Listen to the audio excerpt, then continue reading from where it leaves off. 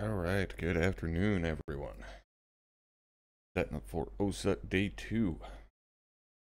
And good afternoon, DF. I am indeed having a good day. Hey, Pablo.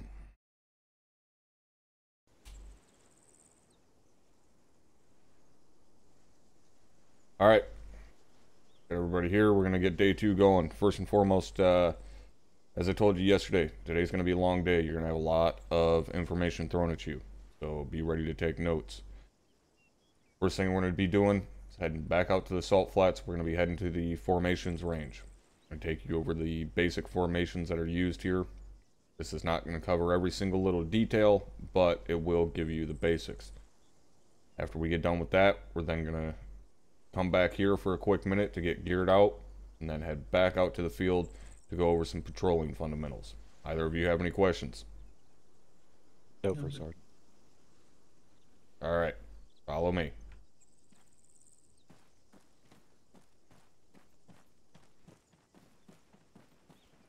Name of the opening track, it is called Grinder from Red Alert 2, which is why it has a 90s feel to it. And what is up, Sphero?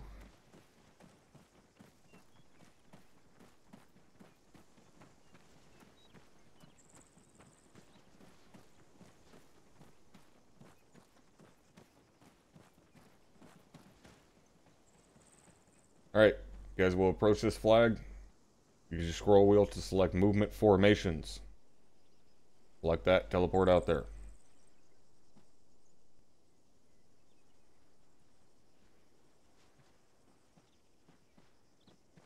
First Sergeant, you want me to grab any kind of loadout?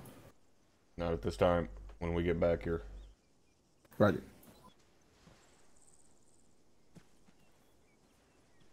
Alright, follow me up the tower. Hey, Coldwell.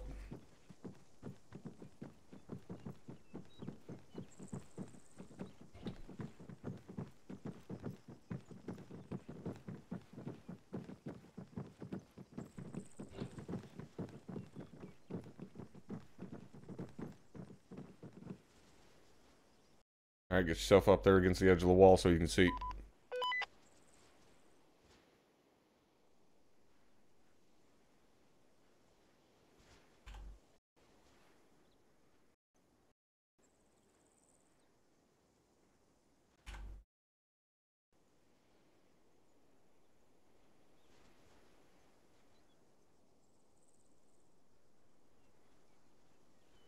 Alright, both you see my little red box out there?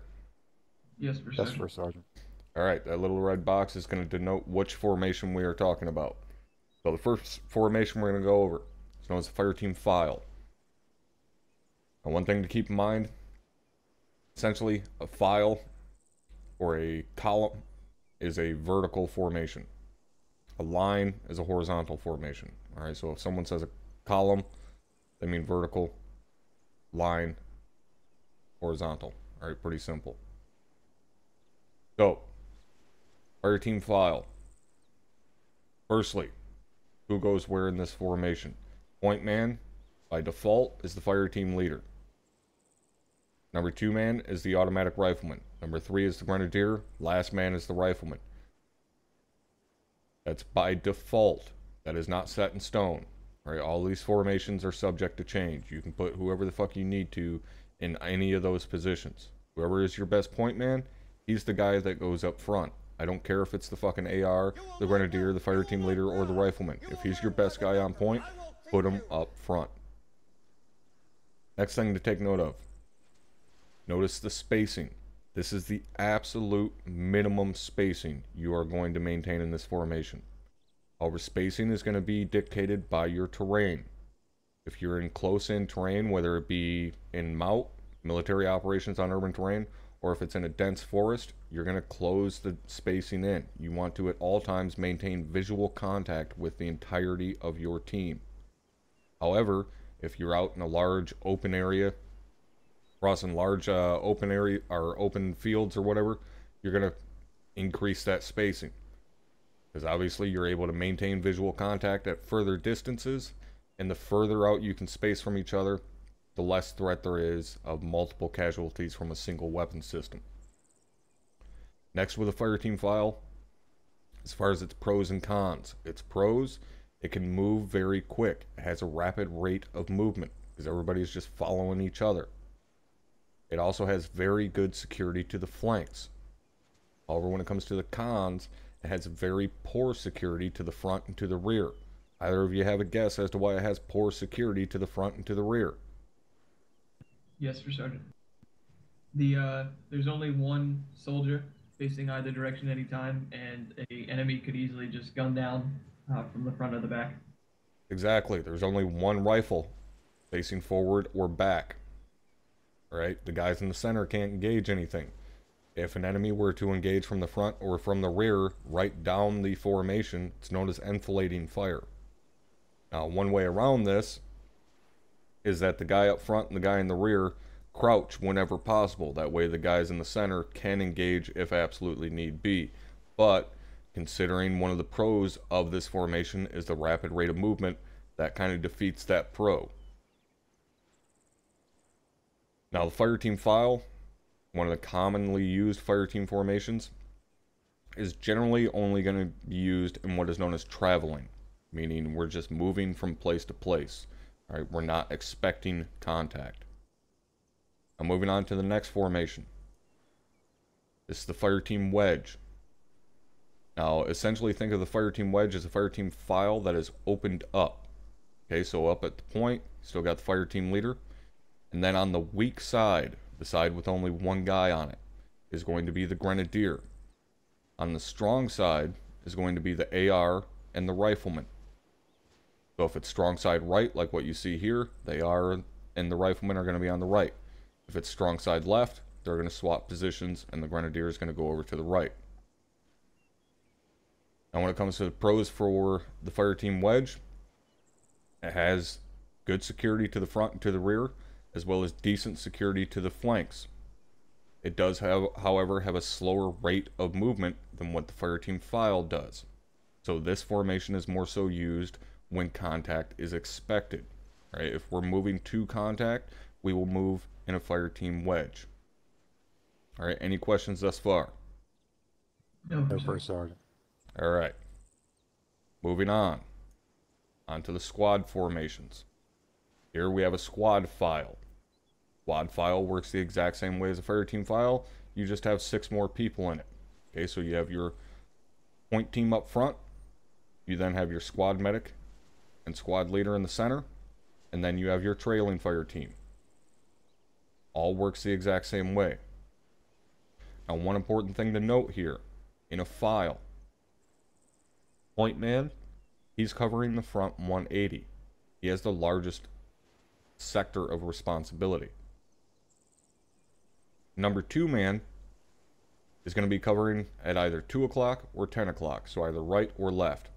Everybody else is going to dictate their sector of responsibility based upon that number 2 guy. If number 2 is covering 2 o'clock, then number 3 is covering 10. Number 4 is covering 2. And so on and so forth, right down the file. Doesn't matter if you have 4 people or 20 people. You alternate back and forth all the way down the file to the last man. Last man has rear security. However, he only has rear security when you're stopped. When you stop in a short halt posture, which we'll go over more later, you're going to maintain that formation, and that last man is going to turn around and cover the 6. Otherwise, he's just looking back behind him every so often to make sure nothing's crawling up behind you. But he is not running through the fucking forest backwards. Now moving on to the next formation. Here we have a squad column. Now remember, a column is a vertical formation. Now this is your traditional squad column in the sense that the point fire team is in a fire team wedge. Trailing fire team is in a diamond. This, just like any other formation, is not set in stone though. Alright, that point team could be in a line, they could be in a file, whatever. Same goes for the trailing fire team. This, however, is the most secure way to do a squad column. Now, this formation is very, very commonly used because it is much like the difference between a fire team wedge and a fire team file. A squad file has a very rapid rate of movement and good security to the flanks. However, it's got shit security to the front and to the rear. Squad column, a little bit slower movement, but it has much better security all around. In addition, this formation will be used in a technique known as traveling overwatch. Traveling overwatch is essentially a much safer way to travel. However, it is slower. So, the way this is used in traveling overwatch, if you essentially imagine the formation you see there, but that point team that's out front here by the box, imagine them 50 meters or so out farther away from the guys in the center of the formation. Alright? They push out ahead. They are getting overwatch from the trailing team. This is used when we know we are pushing to contact. The reason we do this is for the purpose of fire and maneuver. So when that point team is pushed out 50 meters ahead, when they get engaged, they can then push up online with each other. Alright? When someone says to get online, that essentially means to get shoulder to shoulder. You don't need to be that close to each other, but you need to make a horizontal, what is known as a skirmish line. So they push up online with each other. Essentially, they open up that wedge and start providing a base of fire. That base of fire is to allow the element in the rear, the trailing fire team, to maneuver. Alright, this is fundamental fire and maneuver. So that point team has now become the support element. Trailing team has now become the assault element. Squad leader and squad medic are now the security element. Alright, so again, point team pushes up, creates a skirmish line, provides a base of fire. Trailing team, who's 50 meters or so behind, can then flank around either left or right and hit the enemy from the side and eliminate them. Now the same works in reverse. If this formation was traveling and the trailing fire team got engaged from the rear, then they would open up that diamond, create a skirmish line, and now that point team has enough distance that they can then maneuver around the enemy on one of the flanks. Alright, any questions on the squad column? No, for No, certain. First Sergeant.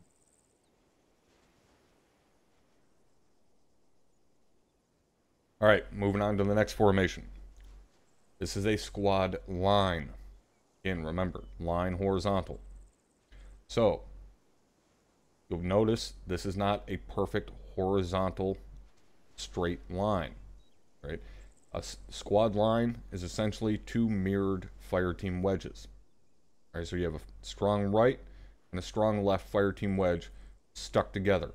And right in the center, you have the squad leader and the medic. Now, everybody has the same normal areas of responsibility, but squad medic is the one pulling up the 6. So if you guys stop, medic turns around and covers the rear. This formation is not used for traveling. It is not used in traveling Overwatch, because obviously there is no Overwatch element. You're all online. This is used to push to contact. If you know there is imminent contact ahead, then you can take that squad column and open it up into a line like what you see here if you have another squad covering you, essentially. All right, so this is used more so in correlation with other friendly squads. So another friendly squad could be providing the base of fire or Overwatch. You push your squad into a squad line, hit them from the flank, and push right through their position in this formation, because it provides the most frontal security that you can possibly have.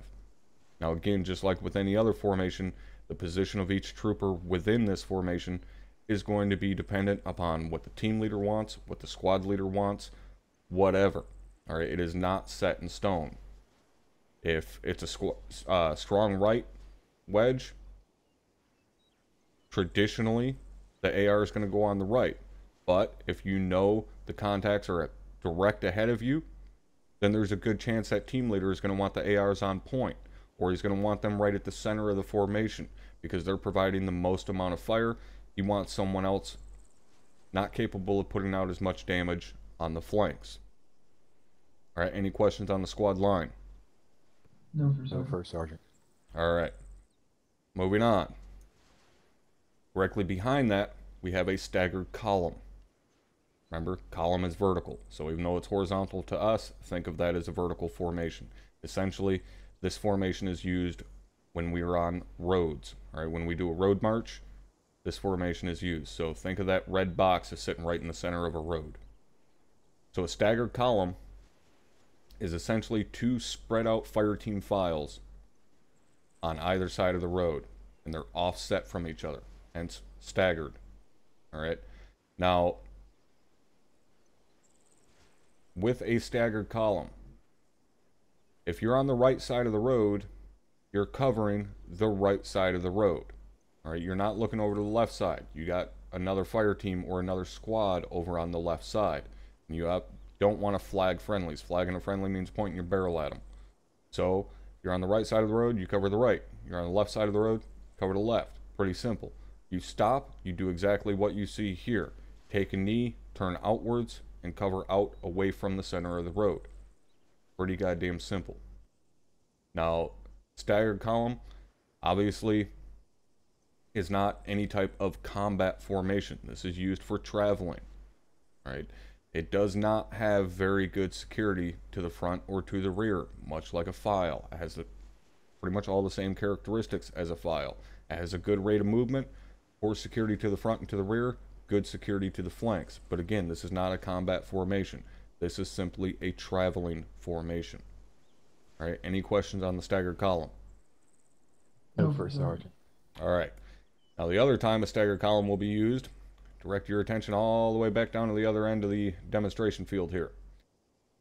The other time we will use a staggered column is when we are working with the gun trucks in mounted operations. When we approach what is potentially a hostile town or a dangerous area, we will dismount the trucks, push the infantry out in front of them, and then do something known as walking the trucks in. Essentially, we get out in front of the truck, walk at a normal pace, and the trucks will slowly follow us into that area. Now, the reason we do this is essentially the trucks that we use, the Cougars, are basically a 5-ton bullseye. They attract every bullet in the area. So, if we were to roll into a hostile town, and just leave everybody loaded in the trucks. That's fine. Gets us through the town quicker. However, when we get into said town and some random ass bag in black pajamas decides to pop out from around the corner with an RPG-7 and dump it into the side of that truck, we have now lost 10 guys inside that truck. Alternatively, we can stop short of the town, get everybody out of the fucking truck, push them out in front of it, and when we walk the vehicle into the same town, and same said ass bag in black pajamas with an RPG-7 pops out from around the corner, he gets shot in the fucking face before he can get the round off. So we as infantry essentially act as a extended sensor for those trucks, because those things are huge force multipliers for us. We do everything we can to protect them. So staggered column is used to protect those as we move into a hostile area. However, as I said, staggered column is not a combat formation. Right? So if we're pushing into known combat, we're not going to use a staggered column and just slowly walk out in front of the trucks. We're going to create a big ass skirmish line in front of those trucks, and the trucks are going to be behind us laying down hate and fucking discontent at a wholesale rate. Right? Any questions on any of the formations we have gone over thus far? No, No, First Sergeant. Out fucking standing. Then, let's move back down the tower.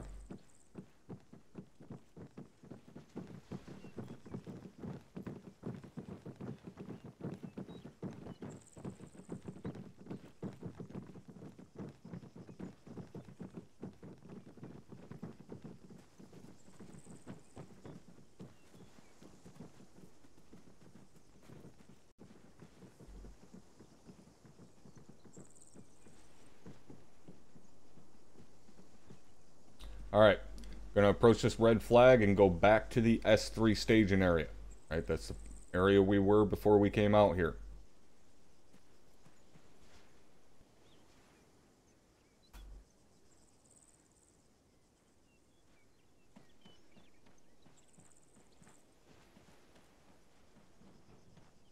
Alright. Hopefully you guys are all having a good Sunday, and hello to everyone. I know a lot of people came in while I was talking there.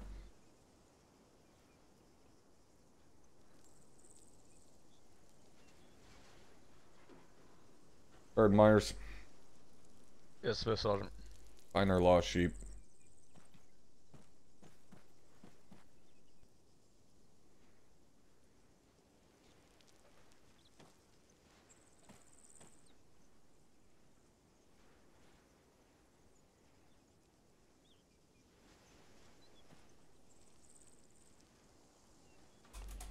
Alright, now we got everybody here. So, what we're going to do, we have to wait for the next area to load. So, I'm going to give you guys quick 5 mics or so.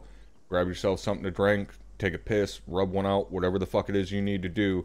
You've got 5 mics. Once this next area is loaded, I'm going to be handing you over to Sergeant Myers. He's going to take you back out into the field and start going over patrolling fundamentals. Sergeant Myers, do you have the next area loading? Hey, First Sergeant. Alright, time starts now.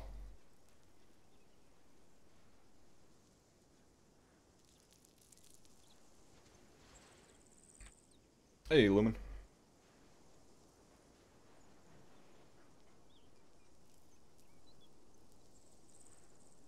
God, my fucking sinuses are killing me today.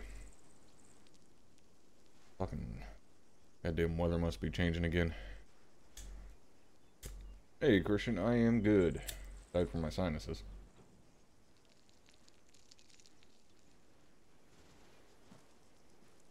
Private Stock, take a Grenadier load up.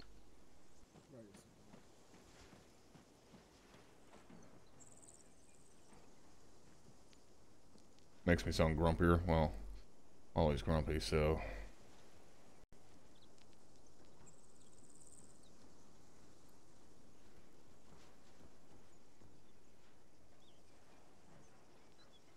Hey, music.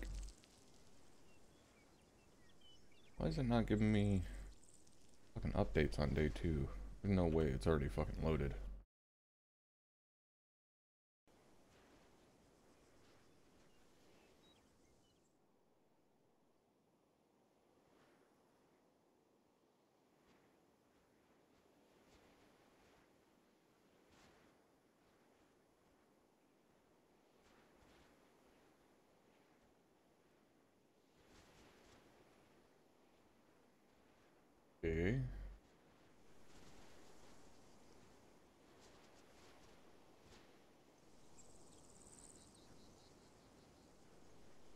part's loaded, and that part's loaded.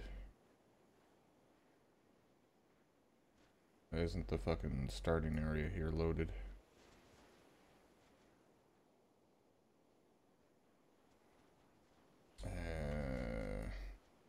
I wonder if it's just not giving me updates because I'm not the one that triggered it. Well, CG, we'll find out because I'm Task Force Commander tonight.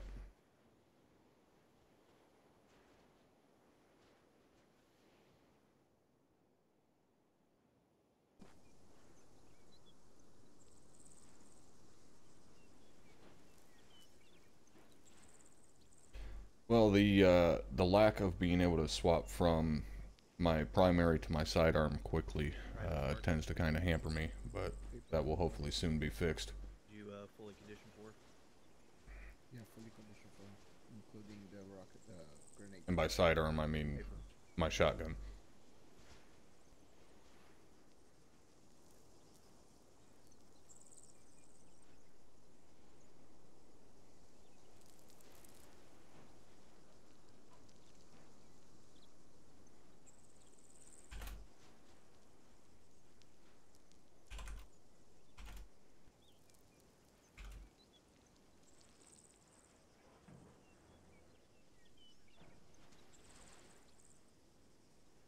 Yeah, Task Force Alpha's FTX.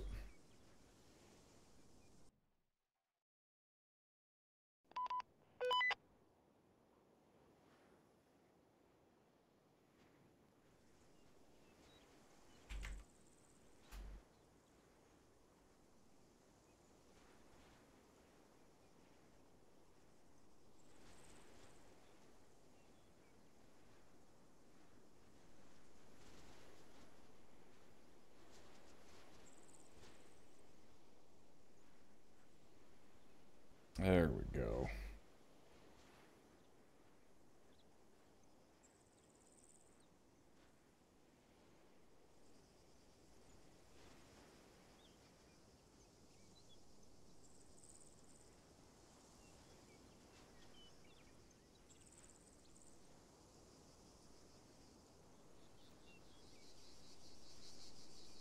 Oh, why can we never get a fucking danger crossing set up that well?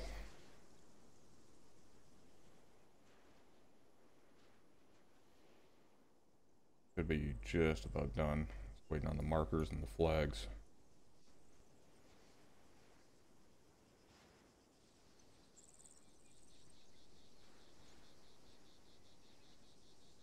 Yeah, my internet was fucking acting weird earlier. It fucking dropped out on me again last night. I'm gonna end up fucking ripping somebody at Comcast's goddamn head off. It's the fourth fucking time this month my internet has just randomly dropped out.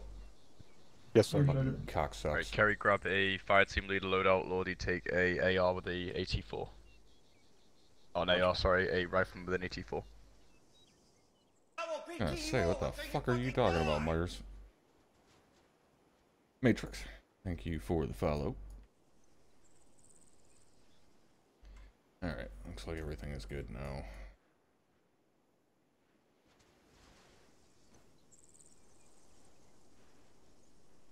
Alright, looks like everything's loaded now.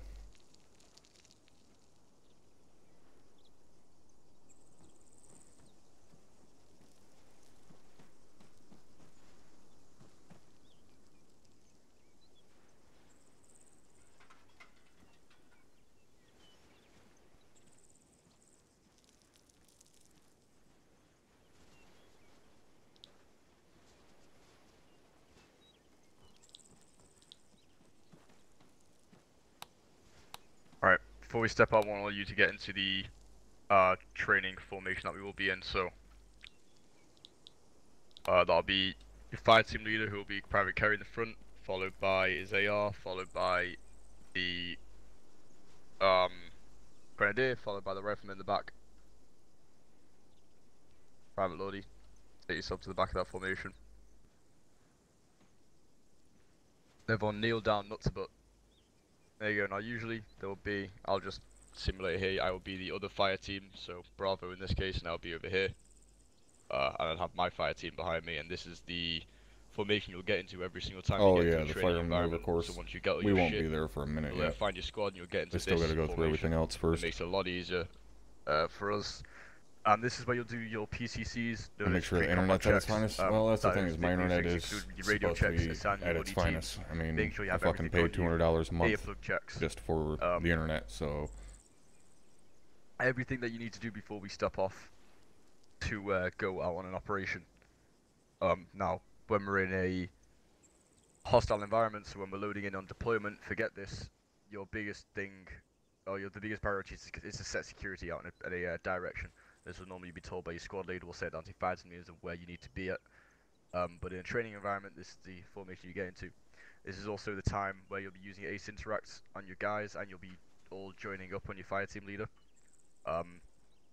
And then setting your colours as well. Setting your colours will be using your control Windows key, team management, and that's where you'll set your colours. Typically, Alpha is red and Bravo is blue. That's typical. You know, other squads may differ, but that's how I do it with my guys. Your final thing will be when you're assigning your buddy teams. So, Private Carry, being a fire team leader, who would you assign as your battle buddy? Repeat that, Sergeant. So being a fire team leader, who would you assign as your battle buddy?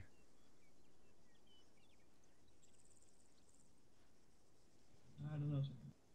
Okay. Your natural battle buddies are your fire team leader and your grenadier and your AR and your rifleman. The first sergeant may correct me if I'm wrong. Alright, sorry guys, I'm back. Um. Say again? Yeah. Your natural battle buddies again, first sergeant?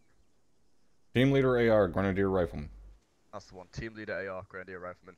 Alright, sorry Private guys. Carry as a fire team leader as well. It'll be your responsibility to Sid. set as your 2IC.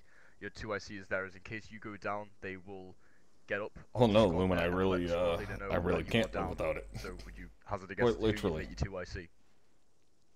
The AR, Sergeant. No. You know why? No, Sergeant.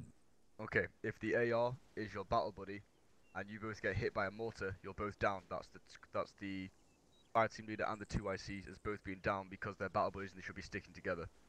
You want to assign your battle buddy to the grenadier or someone who you're not going to be next to all the time, because if you do get hit by a mortar or a tank shell, it's not going to take out you and the 2IC in one go, which is a big fucking issue.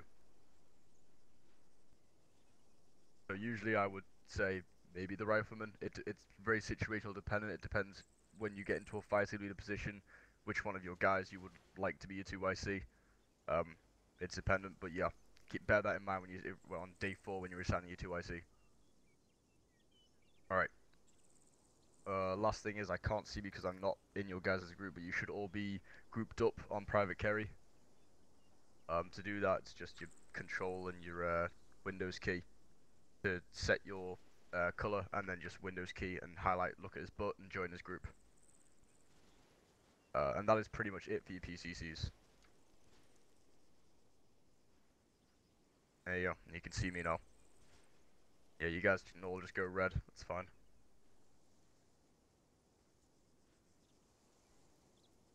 That's pretty much it. And lastly, before we step out, I want to make sure everyone is conditioned forward, so no magazines in your rifles, and we'll step out onto the formation range. Stand by, Sergeant. Looking good. That is not it to your PCCs. Everybody have the radio.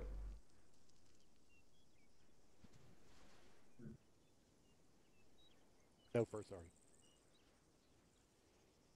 Plan on going out to the field, fully kitted up, and just having no communication.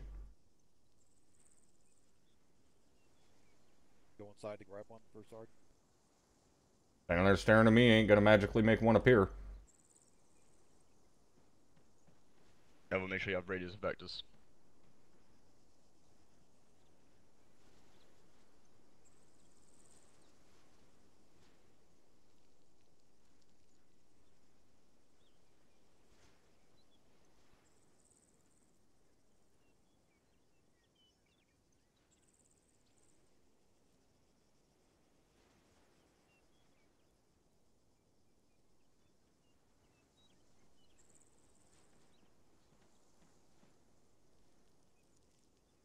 Are we still on frequency 100.1, Sergeant?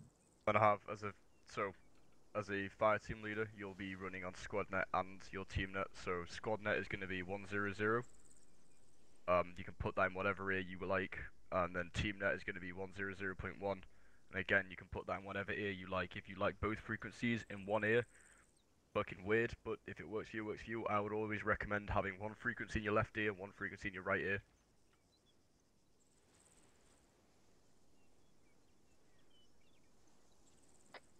Any station this net, this is Private Carey, frequency 100, All right. radio, over.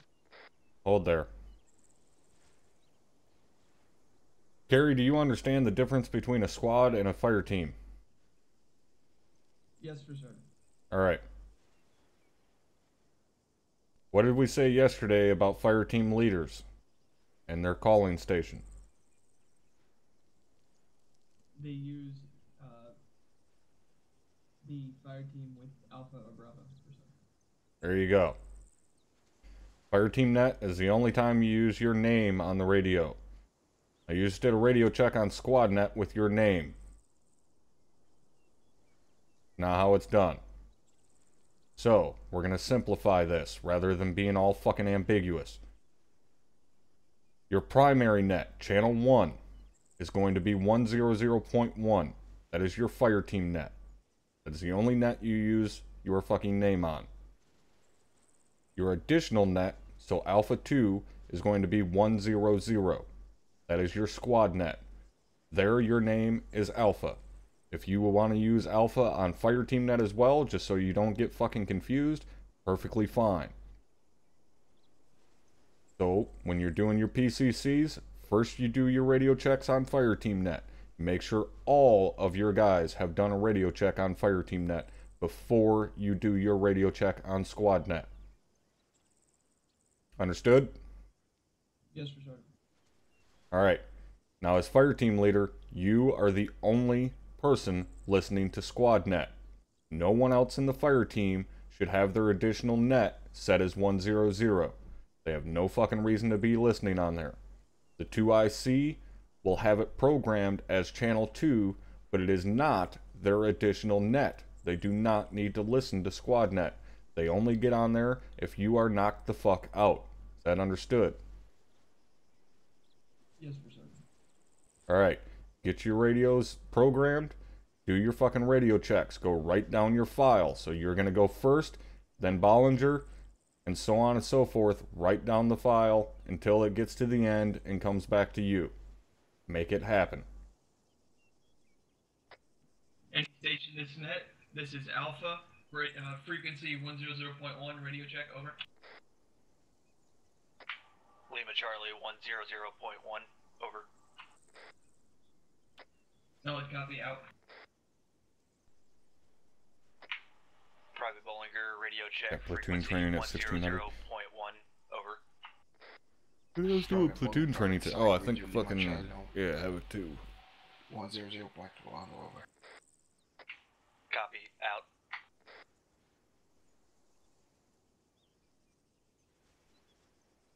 Any station is not just Private Stark, radio check on 100.1 over.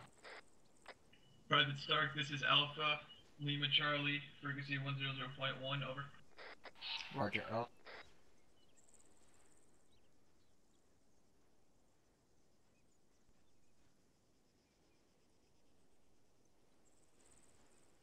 Yeah, it's like platoon. Yeah, fucking. William sent me a fucking message asking me if one of my Zeus operators could Zeus it, and didn't tell me a fucking time. I'm like, are they just supposed to magically fucking know when your guys' platoon training is? Roger. Solid copy, out. No, same two guys' This music. net, this is Alpha, frequency 100, radio check, over. Alpha, this is actual, ring Lima Charlie on frequency 100. Solid copy, out. I just fucking echo.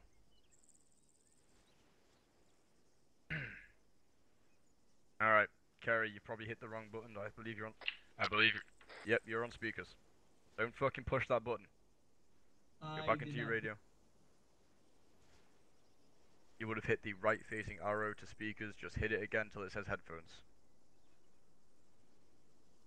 Yeah, pretty much. Well, And someone else is on speakers. Oh, there we go. Fantastic. Someone was on speakers, but Sergeant, yeah, make sure you do. that was myself. I turned them off. All right. So, everyone is on the right net. When you're on the radio, Kerry, I'll refer to you as Alpha, and you'll refer to me as Actual. That is everything that I can think of right now. First Sergeant, do you have anything more before we step out? yep. One of the things that hinders brevity the most is fucking redundancy. What I mean by redundancy is saying multiple things that mean the same fucking thing. It's annoying as fuck. It's like when someone says radio check and then says how copy at the end of their radio check. Well, dumbass, radio check is asking for the strength and readability of your fucking message. So when I respond to you, you do not need to ask how copy. So, it's kind of the same as saying Roger, solid copy, out. Roger means I heard you. Solid copy means I heard you. Means the same fucking thing. You only need one of those words. Spend as little time on the radio as you possibly can. Everybody understand that? Yes, Sergeant. Alright. Carry on, Sergeant. Thank you, First Sergeant. Alright, follow me.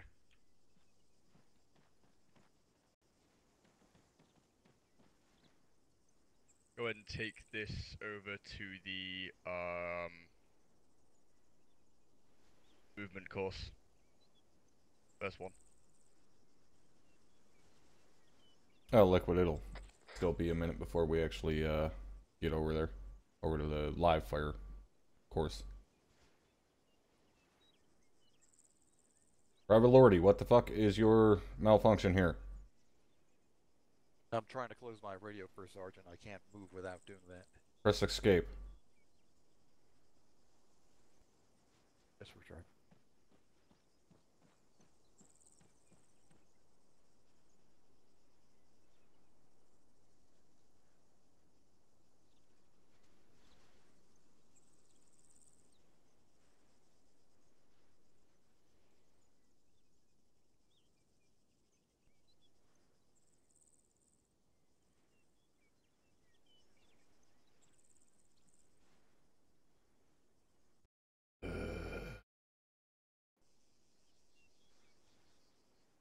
That's my fucking patience.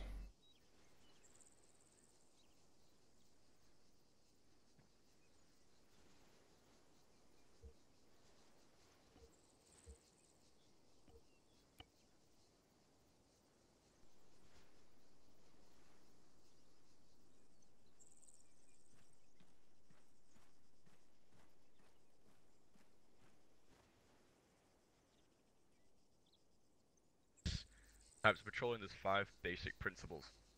The first principle of patrol will be the planning phase. If before you go on the patrol, you always want to make sure you go in with a plan. You need to remember though that once we go over the wire, plans change upon first contact. Everything changes upon first contact. As soon as we start getting shot at, shit, you know, we can alter the plan on the fly. Important to remember that. Remember to tell them to say be advised, yeah. Always do some form of See, that's recon, a- whether it could be Majority of the time, satellite guys say be radios or advised. even just looking at And they a have map no to figure fucking out where reason to you're say going. be advised. Now, luckily in the unit, Like we the have whole UAVs in the air usage that of we be can use. advised is you're UAVs will go advising ahead of someone us that and that scout out information enemy or that troops. We have some situation air is assets going as to well. We're doing directly our form of affect. recon, so the A-10 that's in the air as well as the Apache can both see Hey, the Smith. AO we're going into from kilometers away and let us know Like exactly what we're saying, getting you know, into. like That's our form of you recon. know, 1-2, this Next is is 1-4, security. be Always maintain advised, you know, 360 we're security, moving westward 200 meters, and While 1-2 our is like a patrol, click always away make from sure you over to on the other check flank. rear every now and That's again. not the proper Make usage sure of be you're just advised. keeping with that 360 security. It helps maintain situational awareness, and it means that shit won't sneak up on you guys. Next is control, always being Hey, controlling Stingray. elements, quite an ambiguous one. But I don't mind be basically what this means advised is, when it's used if you're properly, moving on but a like I said, patrol and you end up being in a 99% of the valley time it's or not used in some properly. defilade that you don't like the look of, you feel like you could possibly be trapped in there, move out of it, let people know, you know, let your fire team leader say you don't like the look of, you know, moving through this piece of terrain, so you'd rather go a different way because you think you're vulnerable. So be in control of your elements. And the next is common sense. Not everyone possesses this, but use your fucking common sense if you do have any. Okay, first type of patrol we're going to go over is a reconnaissance patrol. This is split into 3 points. So the first will be a zone recon. So this is reconnaissance of a zone. An example we use is go recon Washington DC. So Washington DC is a large area. It is a zone. I will PT you all until you And fucking you know, die. to do something like to do a zone recon, you would take Well, out thank you, fire team, Abacha. taking See, out full that platoon because is it's the such a large proper area. usage of be advised. The next will be an area recon. So an area recon is specific, the reconnaissance of a specific location. Most so expensive example asset we during use training, is yeah. Go recon the White House. Well, like I slightly say, smaller, common sense is the area. fucking superpower. It's definitely Is the doable burden with a of squad. us that possess it to Um, carry the fucking weight of it's more those retards specific. that don't. And the next type of reconnaissance patrol is route recon. This is probably the most common one we use, and this is reconnaissance of the enemy and terrain of a route. So this would be an example we could use is go recon the route from the White How House much to the Pentagon. AT are they supposed to Now, have? this is something we can put out One, on a map. This which something we is can why plan they have before we one. go. And it's a fairly common one. If we see, you know, enemies patrolling a certain Eating route, chips? we will Fucker, where's my we will chips? look at that route and potentially Go patrol for it some ourselves to fucking catch sour them out. cream and onion or barbecue right now. And that's it for our reconnaissance. The next would be a combat patrol. These Not too bad, consist Smith. of 3 separate types of patrols. The first would be an attack. I think it's gonna fall apart pretty quickly when it comes to the actual fire maneuver. An example I use is we go out on patrol, we come across, or we have pre-planned. But will they use the AT? Let's hope not. Compounds. We go on patrol, we attack the compound, and we occupy it. My hopes are not too high. The next would be a raid. This is very similar to a combat patrol, except it's attack with a planned withdrawal. So once we get into said compound, we have then got a extract route. So we're either going to go out the way we came, we're going to get extracted by air assets, whatever it may be. But it's a raid, meaning we get in and we get out as quick as possible. The next is an ambush. This ambush will be a surprise attack on the enemy with a planned withdrawal, generally alongside roads or trails. So going back to my previous example of a route, we may see a route that the enemies are moving on.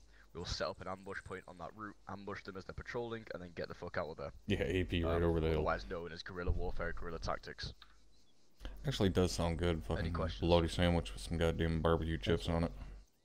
Okay. Next thing I'm going to go over is fire and maneuver. The first kind of point of fire and maneuver is the assault. So breaking this down into a squad, you would have your Alpha fire team and your Bravo fire team consisting of 4 people each. Sorry, 5 including your fire team leaders. Salt and vinegar over sour cream and onion? 4 including your fire team leaders. Get the fuck out. So let's say we're moving into, let's use the compound example again, we're moving towards a compound. Your assaulting element provides rear security during movements, and they also act as a maneuvering for the patrol. I know, motherfuckers, we always end up talking about food and it pisses me off, because I won't eat while I'm fucking streaming. It is an now I'm hungry job. as shit. What it basically means is Alpha is going to be moving up and into that compound. Now moving on next, maybe I have no idea what the fuck we're doing for supper tonight. I guess I should have asked Sid. Security element. The security element is the supporting element provided that your support element provides a base of fire during your attacks. They allow the assaulting element to maneuver around and basically do their job. So back to the example of the compound. Let's say Alpha's pretty job much is to move in and assault the compound. Bravo's job would be to. I got a lot of shit going on today. I may end up just fucking ordering something. They go in and make sure that they don't get flanked by anything. The next would be a security element. Your security element provides security for the entire patrol. They cordon the objective, allowing no one to enter, no one to leave. Now down on a squad level, we can't really give you an example for this, but up on a platoon level or an entire task force level, your security element tends to be your weapon squad, and there'll be the guys with the 240s and the javelins and the Mars, etc. So example we use the entire task force will move into a town, and we will normally leave the weapon squad up in an elevated overwatch position. And the weapon squad, what their job is to do is to make sure that nothing kind of comes at us from either direction. They're there for the elevated position because they can hit armor, and they've got better eyes out than us. They can cordon the objective and make sure no one enters and no one leaves. This is really important during the attack. So say we start to push into a town, we make sure that the enemy Sal, who is this Aaron you speak of? And a great way of this is just having a weapon squad up there, being able to shrug. Unless you mean AA, Ron. Any questions on that? No, sir. Sergeant, I have one question on the assault. Yep. You said the assault element provides rear security during movements. They act as a maneuver unit for patrol. Is that a typo or a mistake or? So it's no, that's subject to change. Your assaulting element. Now this is going quite in depth into it, but your assaulting Wonder if I can element win a will tend to competition be being your the trailing meanest element. NCO. So let's say we're moving in a. You're welcome to have a formation where fucking you'll try. have one fire team in front of the other. Your assaulting element will usually be the fire team in the rear, and that the reason is because your support element will set up first to set security, and then your I took assaulting care of it, element will Ron. move in, because you don't want your assaulting element moving before your security is in place. Understand. So they tend to be the trailing element, but that in all change depending on the situation. Okay, so moving down even more depth into Yeah, Caldwell, I mean, your different types majority of the firing time, really, the methods. only The first method of firing element that I maneuver would be really bounding fucking and overwatch. predetermine is the support element. Bounding and overwatch is used to cover open ground quite quickly while still providing protection. Covering units are authorized to fire if a target pops up. Moving units need to be aware when you're moving to not cross someone's arc of fire. So an example I would like to use is, again, both fire teams are looking out into an open field, and one fire team will move forward, let's say 15-20 meters, and then they'll get into a position where they can set security for the other fire team to leave, and they'll just keep moving. Now, what I mean by crossing arcs of fire is if you're moving and you've got your friends behind you, maybe slightly to the left or slightly to the right, you need to make sure that when Think you're you can moving, be don't scary? cross into Well, their if you arc of fire, think you can be because scary, that if a means you're target about as pops up, scary as a what wet fart do in a they- paper they bag. have two choices: either shoot through you or don't engage, and then you're potentially at risk. Yeah, I have no idea, Sphero. Now, Like, when that we would do fucking boundary drive me overwatch, nuts, we like dude, to having use the example it all of go through what we're speakers. saying is we Fuck call it a that. 3-second pass if you're in open terrain. Open terrain meaning, like what we're standing in here, in open field, there's little to no solid cover. If you're moving through an open field and you see an enemy, the 3-second pass, what you should be saying in your head is basically, I'm up, he sees me, I'm down. So I'm up, you're standing up, he sees you, you've made eye contact, he's now looking at you, you're down. Mind you, the Basically, first that sergeant in gives a you former 3 unit. seconds It's to not the first time I've heard identify that. someone's looking at you and to hit the deck. Not sure if that's a good If thing you or hit not. the deck and you're in the middle of a field, there's a decent amount of grass. He won't have enough time to accurately acquire where you are.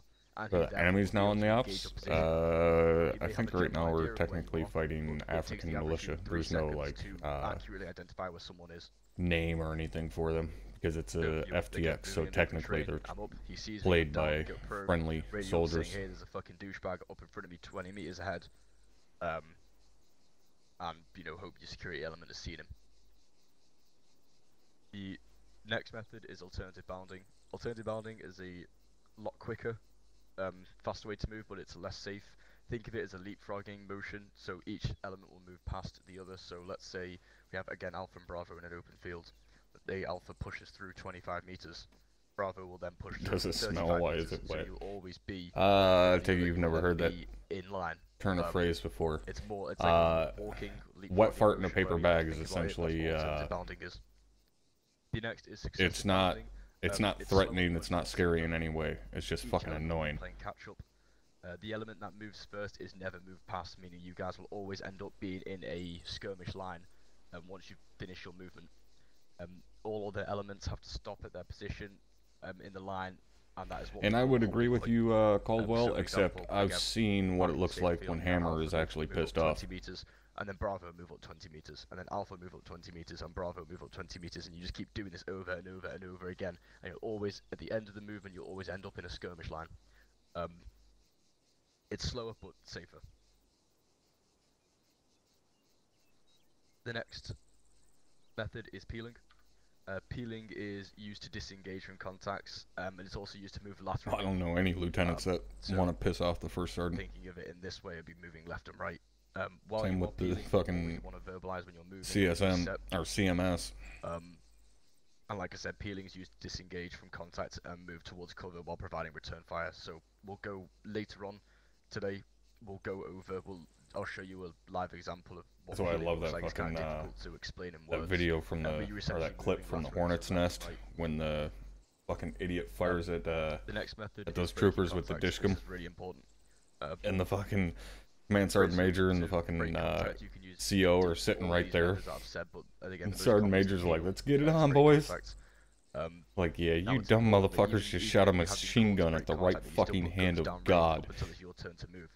So just because you've been told to disengage does not mean to instantly stop firing and move. You want to make sure that you only move when it's your turn to move, but it's also important that you move when you've been told to move. Hell, hey, Ron, you should hit So specialist in said like we are little cogs 2 in or a very 3 big years. machine, and one fire team or one squad not breaking contact on time slows down the entire fucking task force, and it's a pain in the ass. So when you get told to break contact and it is your turn, it's really important that you just stop firing and you move. You need to rest assured that your buddies who are covering you will drop that guy who you're shooting at. You don't need to worry about him. The last and final method of movement is the squad and fire team rushes. Squad and fire team rush is the movement. It's using a larger area or a longer distance than bounding. One fire team can provide covering fire as the other fire team makes a 100-meter rush to a wall of an enemy compound. I don't know. I've known Person for almost 3 years. I've never seen him genuinely angry. That you gotta make across open Maybe it was just because every time me and Person worked together, I was the angry one, so he didn't have to be. But yeah, I never got to see Person pissed off. Or was in the compound, sorry. And yeah, so one fire team will tend to put down covering fire, and the next fire team will have to make that run across the field up to the wall of the compound and begin the breach. Usually, he was all pretty happy when they won't have any questions. When we were 1-6 and 1-7. Yes, Sergeant. Okay. But again, that's probably because I did all the yelling. First part of this is cover. So effective cover is a vital part of keeping you out. Got angry like once. Cover should always be utilized, and especially hard cover. Anyone give me an example of what hard cover will include? Yeah, Ron is our active reservist. Yep, there you go. Anything that is able to stop small arms fire. So this includes trees, walls, defilades. Anything that can sustain a long period of damage from small arms fire, so that includes 9mm, 7.62, 5.56 if you've been shot at by that for some reason. While it may be effective against small arms fire, it's usually not effective against tank shells or anti-tank rockets, grenades, RPGs. That's alright, Stingray. I mean, technically nobody in the unit's ever seen me angry either. It may not stop a 50 caliber bullet 100%. It could do, but at the same time, I wouldn't trust a fucking wall to stop 50 cal. I'd trust defilade, which will go into. They've seen me somewhat pissed off. Or after the next section. I don't know about like full-blown angry. Concealment allows you to hide yourself, but does not protect you from anything. A bush isn't going to stop a bullet. It's not going to stop a grenade, but it will conceal you, making you harder to spot. Smoke falls under this section, so using smoke to cover large open areas that your team may need to cross. Popping a smoke will conceal your movement from the enemy, making you harder to see, especially when you're moving in open terrain like a field. You always want to pop smoke, because if you're stuck in the middle of a field with your dick in your hands and you've not popped smoke, you're a fucking easy. Stop stealing my lines, fuckers. Next is concealment is just a really great way of concealing movement. Is that pissed off on Thursday? No, it's just mildly annoyed. You don't have the option of popping smoke. You can always, kind of move through thick vegetation, through bushes, through all that good stuff. So yeah, always look out for potential bushes. The only time I've talked to people in the unit when I was properly fucking pissed off are a couple of guys that are no longer here because they left after I got done talking to them. And the one time I talked to Clark after he tried raping my fucking guys in an FTX, and he is also gone. It basically puts cover in front and above you. Basically, if you come upon a slope or a ditch, you can hide in there. You're covered from direct fire, but not indirect fire. So indirect fire meaning, a mortar shell. It's not a hill isn't going to stop a mortar shell, but it's going to stop everything before that. Even potentially tank shells if you're behind. They didn't really fuck anything up. Too bad. So. And it will also conceal you from the air until the enemy is basically right on top of you. The only issue with defilade is that your backside is exposed. Yeah, Caldwell, you were there back then. Example I use is a task force is moving alongside a mountain range, and we're moving along the right-hand side of a mountain range. That was that fucking retarded ass FTX where they kept dumping RPGs on top of my body. So the enemy base can't see us, they can't hit us, they don't know we're there because we're behind a fucking mountain. But the issue is whatever is on our side of the mountain, if it's not friendly, we're very. And that was the day I told the former XO of this unit that if I ever met him in person, I'd make him swallow his own fucking teeth. Along the side of a mountain. So you're really fucking exposed from your other side, but if you're in a situation where that side is completely clear and it's friendly territory, you don't have to worry about it. And that piece of defilade is all we need to basically sneak up on top of the enemy without them seeing us. The last one about covering concealment would be skylining. Skylining is the act of standing on a hill and having the sky as your background instead of the hill. You're basically really easy to spot, so don't do it. If you come up to the top of a hill, never fucking stand up on top of it. You're just God, I get angry just thinking about that even at night goddamn mouth breathing fucking idiot. Silhouetting, but it's the same procedure. So yeah, you need to remember that just because it's fucking dark, little 19-year-old you cocksucker. think they can't see you, it's just as bad as nighttime. If you stand on top of a hill at night, I wish I would have had just one fucking chance to thunder punch that little bastard in the throat. So if you ever do need to crest a hill, for whatever reason, do it prone. It means, you know, it's the smallest surface area. You're a lot smaller, you know, than standing up. You're able to crawl up, take a peek over the top of the hill, and then get back down. And don't stay there for too long because, like I said, even if yeah, he was like 19 or 20 or some shit like that. You're not going to be spotted. It's just really. Why he didn't have the fucking balls to actually fill his position as XO and put me in my place when I fucking went off on him. Covering concealment. The fucking coward, nutless little cunt. Okay. What I'm going to go over next is your target identification and relaying information. So this falls under the section of team communication. Really important in fire teams. It's also used on a squad level, but not to this detail. This is usually used on a fire team level. So this is proper target identification.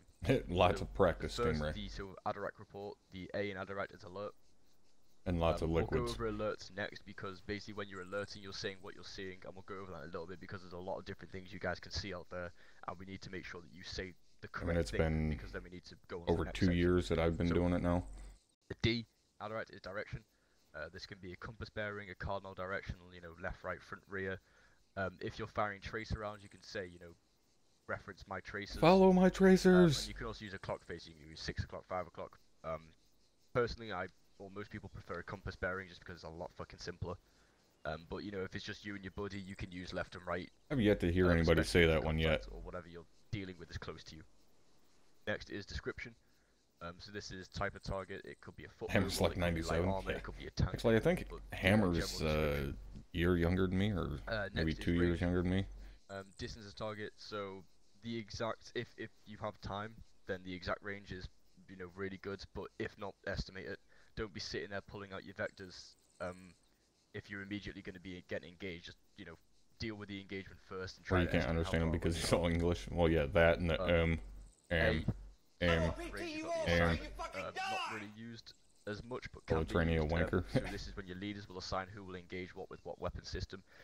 This is usually done in and an Niwa, ambush thank you situation for where we the have time follow. to set up. So as a squad leader, if we're in an ambush position, I'll have my ARs there first because, you know, biggest force multiplier, biggest. I never called one a wanker.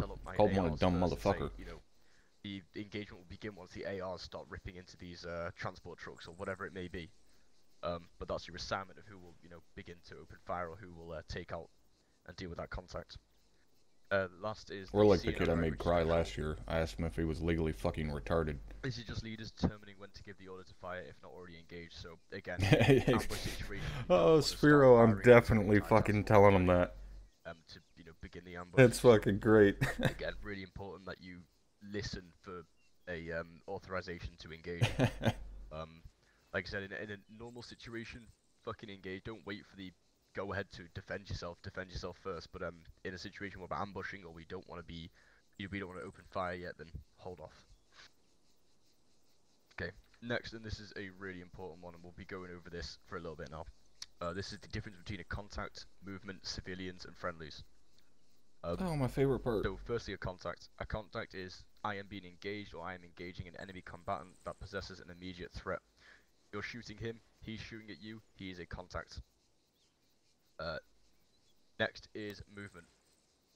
Movement is I see movement by an unknown person that poses a possible threat. Now, this can be an enemy patrol. Let's say that an enemy patrol is moving along a road, you can call it movement. You know, a patrol is not contact because you're not engaging it, it's not engaging you, you're just seeing movement. but they do pose a possible threat. So, you know, let's say the patrol is decked out with AKs, body armor, helmets and shit. They're obviously not fucking civilians. Yeah, Sal doesn't do too bad. My favorite is when guys try to get all like fucking tough sounding. And the next is friendly. Should hopefully all fucking I'd be able to identify friendly. We all look the same. Yeah, my favorite is like when they try to get all tough sounding and shit, and they fumble fuck all over their words, and it ends up just sounding awkward. Yeah, so the big thing is there's no such thing as a civilian contact. It is one or the other. If it is a civilian with an AK-47 shooting at you, he is no longer a civilian. As soon as he decides to open fire on US forces, he has become an enemy and a contact. You're clear to drop him. But if it's just a civilian, like I said, with shorts and flip-flops without a rifle, then, you know, he is a civilian. Now, there have been a few times on previous deployments where we've been in areas of the world where civilians are authorized to carry light weapons. Now, usually, you know, sheep herders carrying a hunting rifle to protect his flock, or whatever the fuck he may be herding. Just because he has that hunting rifle does not mean that he is, you know, a contact, unless he's pointing it at you in a threatening manner, or, you know, shooting at you with it. He's, you know, he's just a civilian. Aaron, my guess would be low-level retardation. An operation saying, hey, we think civilians are going to be around here. Everyone needs to remember that civilians in this country are allowed to carry small arms fire, or a small arms weapon. Now, saying that, if you see what looks to be a sheep herder with an RPG, I can tell you he's not herding sheep with an RPG. Does everyone understand this? Well, yeah, super, but again, we're an American unit, so we don't have to worry about the fucking a small hunting rifle, British English. Is the difference between him being a civilian and him being a fucking contact who poses an immediate threat to the task force. First Sergeant. Yep. Would you like to go over escalation of force? Yep. Alright. So just like with any other type of civilian police force or something that you may be more familiar with, we use an escalation of force when dealing with civilians. Alright. The technique used for that is the 5 S's. In real world it's 6, but we drop off 1 because we can't actually shove someone. So, that consists of shout, show, shoot, shoot, shoot. Alright, in that order. Shout, show, shoot, shoot, shoot. What that means is, when dealing with a civilian, whether they're armed or not, to shout, essentially, is verbally give them an order. You continue to verbally give them the same order until they comply. All the way through this entire process, you do not stop giving them that same verbal order until they comply. You give them every fucking opportunity possible to comply with that order. If at first they do not comply, then you show, you brandish your weapon. You raise your weapon and show them that you are prepared to defend yourself and others. If they still continue to not reply, then you use the first shoot. You fire a warning shot. That warning shot goes into the ground, a meter or so away from their feet. Or if it's a vehicle, you put it into the ground out in front of the vehicle where they can see it. If they still continue to not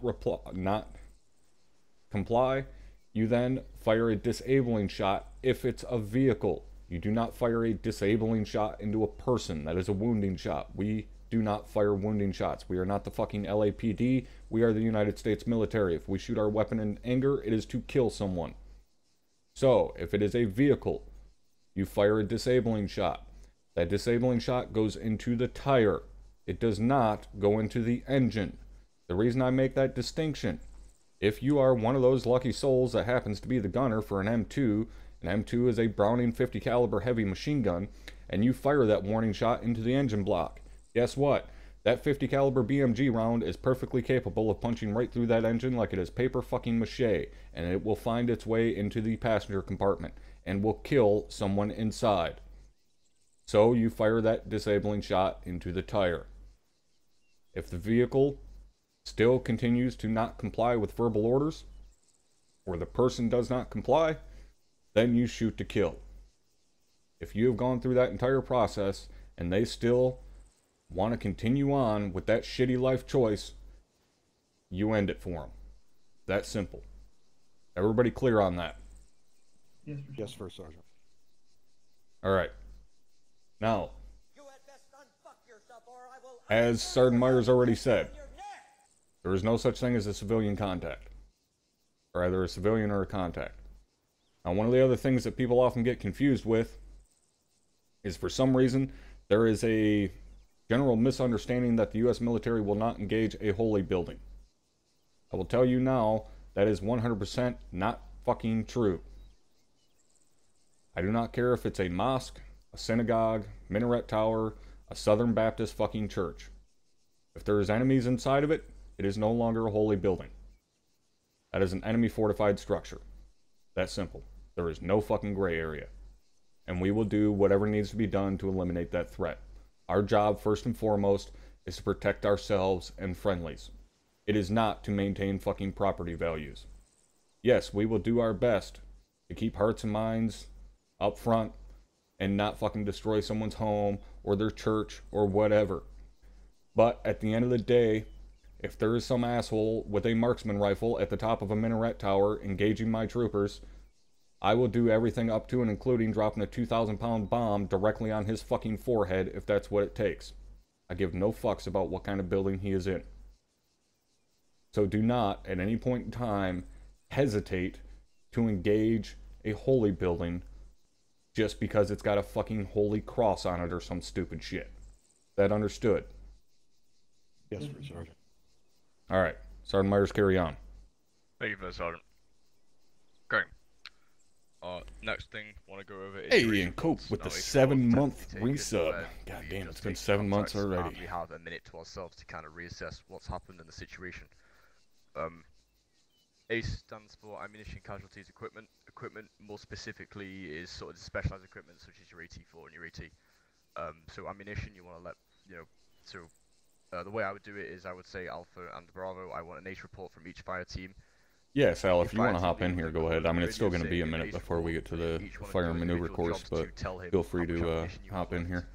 If you've taken, you know, casualties and your equipment. So ammunition-wise, you know, you can say, all good, I'm green on ammunition, or maybe, you know, I'm a little bit low, I'm yellow on ammunition. Or, yeah, 7 months wasted. Really bad, haven't even gotten laid yet. Last, you know, couple of Fuck. mags. And if, you know, things, the worst possible case is you're black on ammunition, you literally have fuck all left.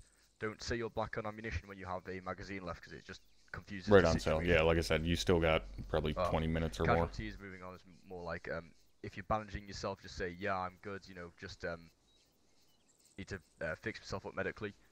That's all you really need to say. With that information will get up to me, and I'll know I need to give, you know, you guys a couple of minutes just to kind of bandage up and unfuck yourselves before we carry on moving. Next, the most important one is equipment. Like I said, your AT4 and your laws, it's really important that, so let's say for example Private Lordy uses his AT4 and I call an ACE report. Yeah, pretty much. We might as well get the fucking entirety of 2-1 in here. You know, Cope, where you at? Black on AT, Alpha is black on AT. That lets me know that my Alpha fire team no longer has AT left and that I cannot use them to take out a piece of armor. If you don't tell me that you're black on AT, and then I say there's a BTR over there, Alpha, I need you to get on that, and you don't have it, then we're just wasting time, aren't we?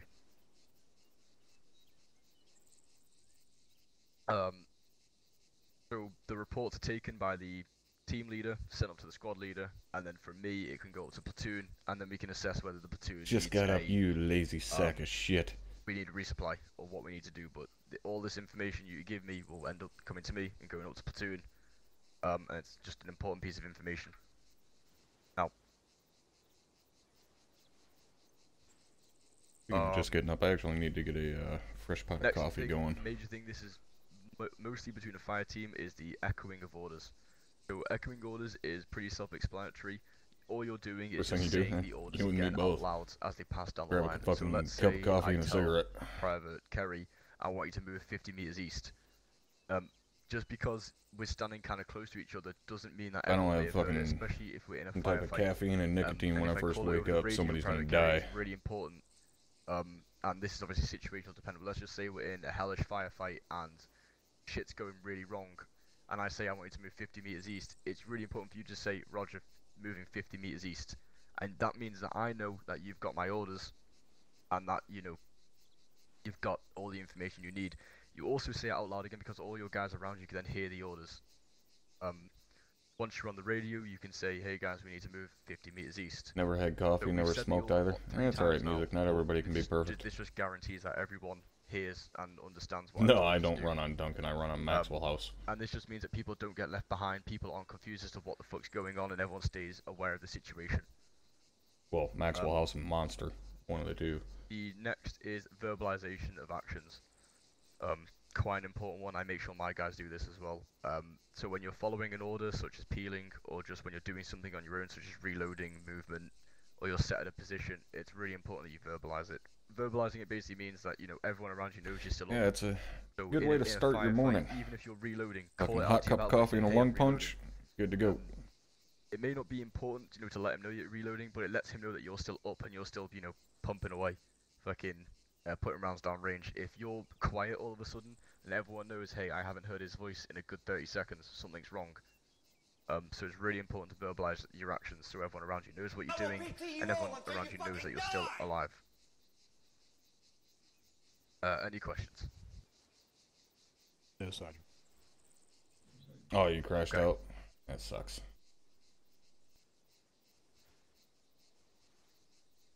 Alright, That's alright. Go ahead. It's not exactly like you're needed right this second.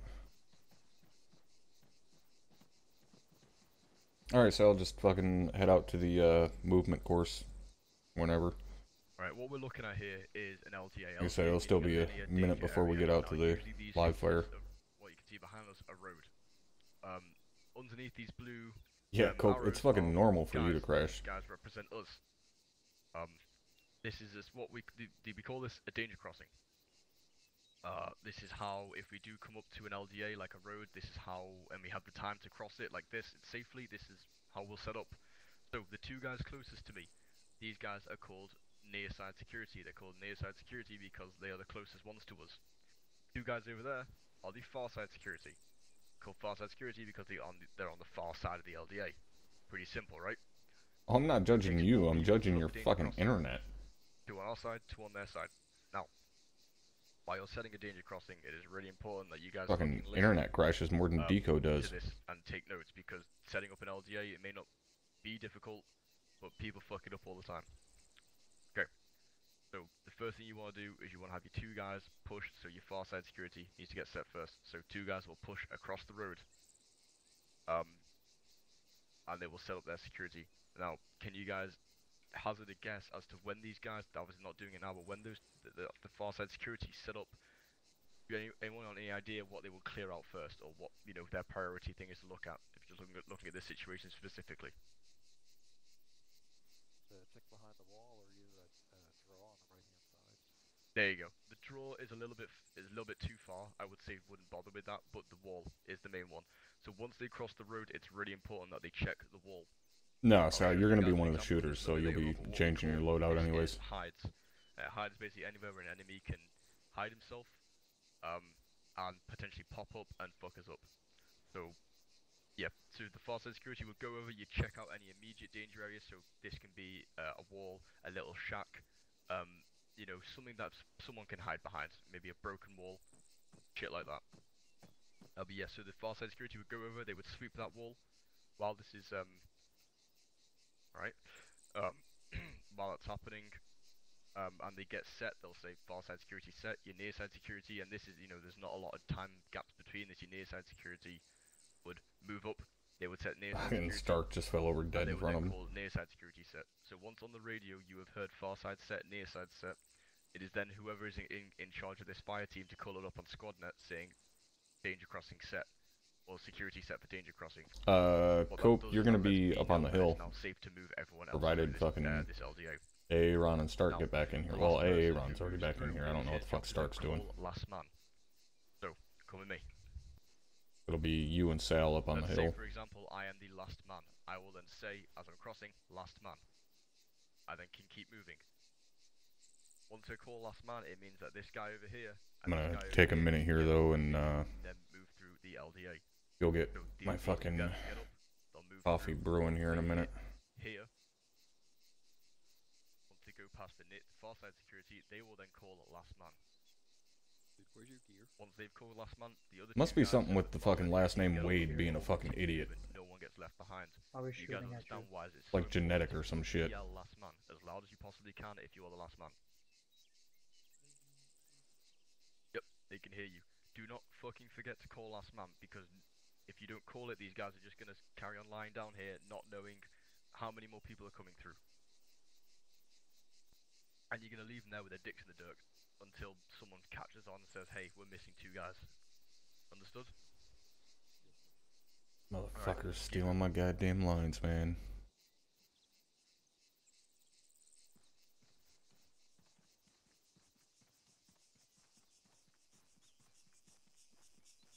Yeah, Cope. Try not to get too excited. Right. So you can see here, this wall very easily. A guy could be lying down prone behind here, and he can pop up at any time.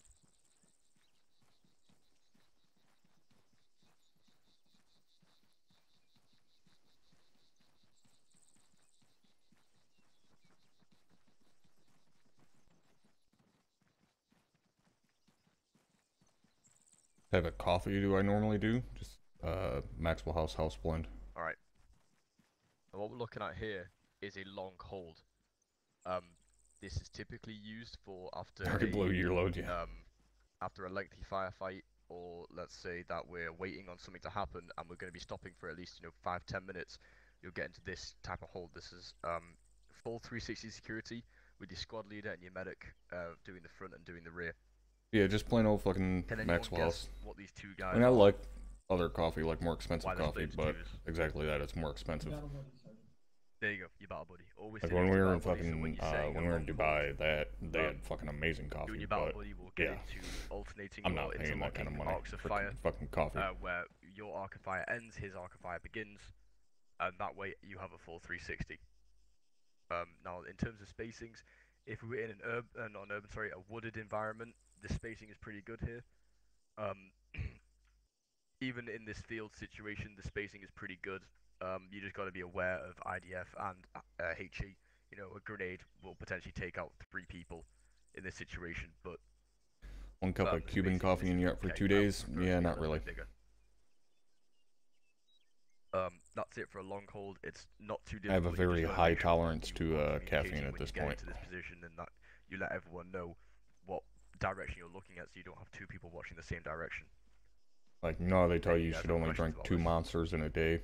Yeah, back when I was driving plow trucks, there was one night where I drank 10. What we're gonna do now is you guys are gonna move over to white checkered flag over there, and you're gonna hold. Once we get to there, I'm gonna give you guys some movement orders, and we're gonna be moving. So you guys should all be set on your radios. Go ahead and move over there, and stand by for an order. I thought about drinking soda. No, I don't really drink soda. Every once in a while, I'll have a Coke or something, but I don't really do soda all that often.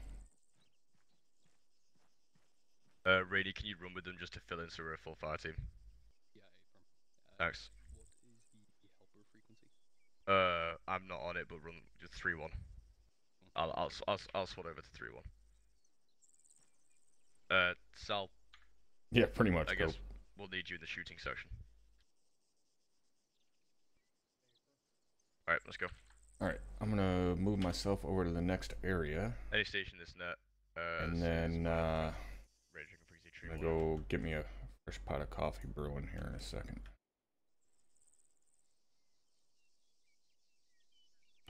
Roger out. Alright.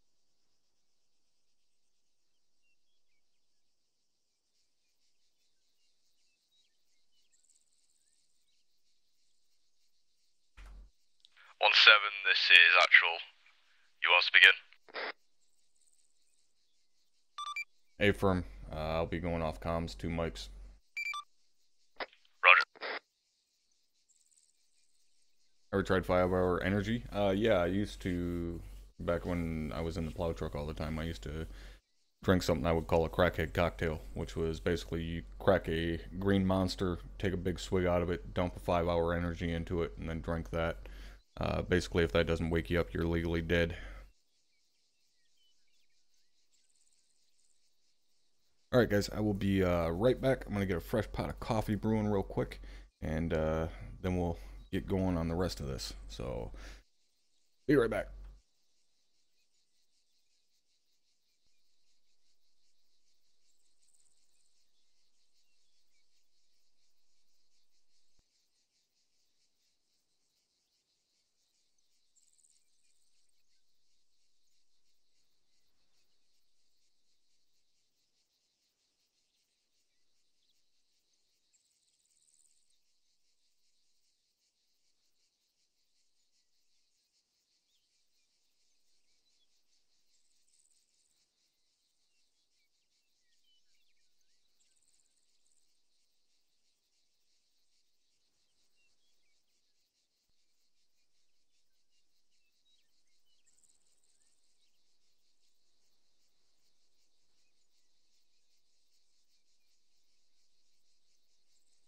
Actual.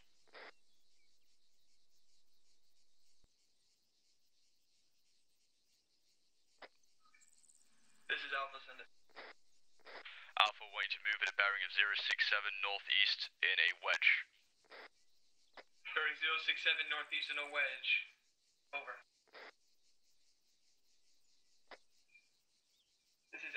This is Alpha, moving bearing 067 in a wedge. Over. Copy 067, ready to move.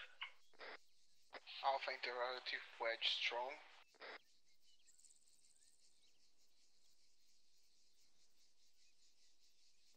Moving, over.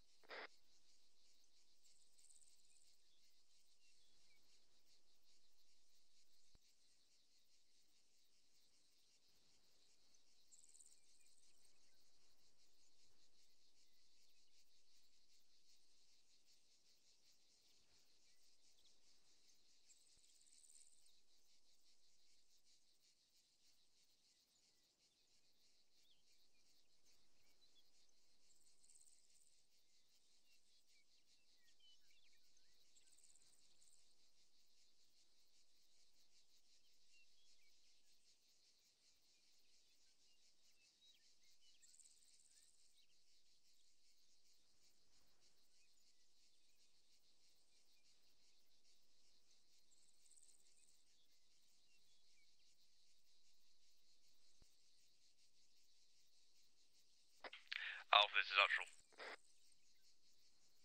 This is Alpha, send it. Once we hit our P1 short hold point on your dagger, go ahead and just take a short hold there. You'll be able to see it on your dagger coming up anytime now. Over. Solid copy, over.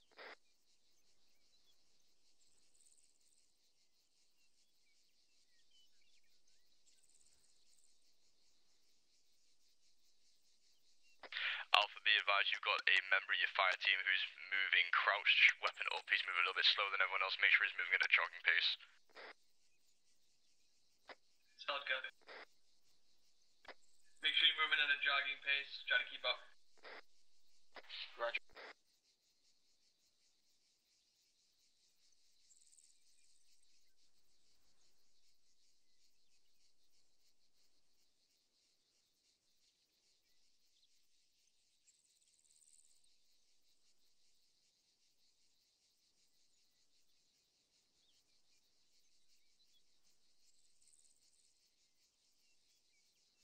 Alpha, go ahead and shift left north towards that white flag there. That's our holding point. Go ahead and short halt on the white flag to our north. Solid copy. Everyone, we're shifting north to this white flag. We're gonna set up 360 security. Short halt here. 360 security, short halt.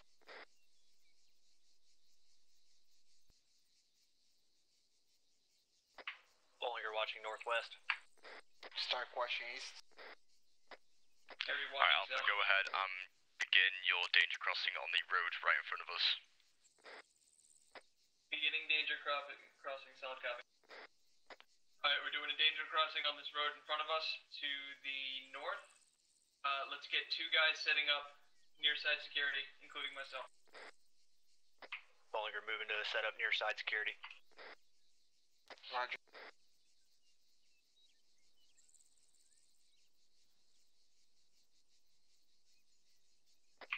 Bollinger set. Carry set. Start moving across the LDA. Affirmative. Lordy moving.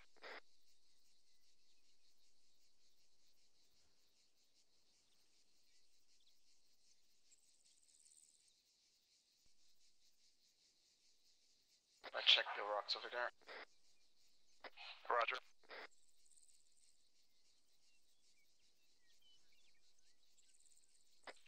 Alpha, your other buddy team they've gone way too far over the LD and need to come back and set up far side security. Seems clear. Solid copy, they were just checking the rocks for any enemy contact.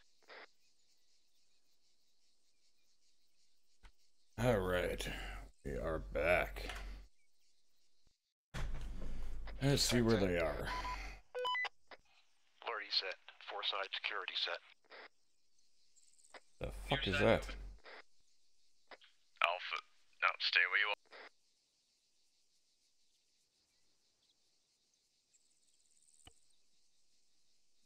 Yourselves, you're setting an LDA for the other half of your fire team. Or your squad even. So, once it's set, you need to call up on the radio letting me know it's set, and I will then push through. Understood?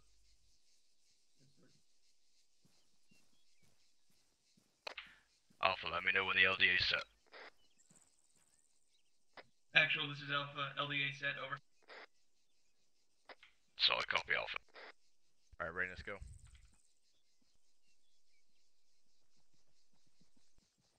Last man.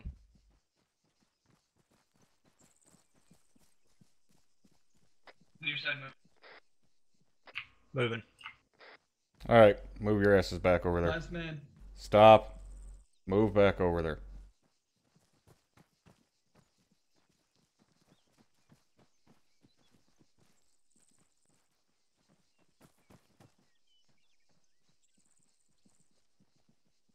Alright. You guys are setting up this danger crossing for what purpose? Anybody? Move a unit through first sergeant. You want them to be able to move through in formation. They should not need to break their formation. I want you guys to look at the spacing in between these two on the near side. I'd be lucky if I can fit my dick through there, let alone a fucking squad in formation. Spread it out. Open the gap up. There you go. That is how a danger crossing should look. Everybody tracking on that? Yes, first sergeant. Hey, all right. First sergeant. Sergeant Myers, carry on. Roger, First Sergeant. Alright. Go ahead and set far side.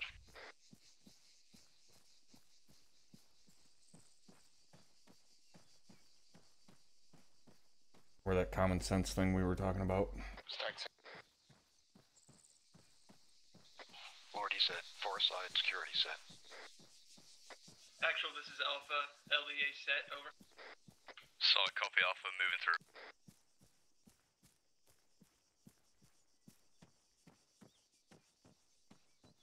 Near side moving.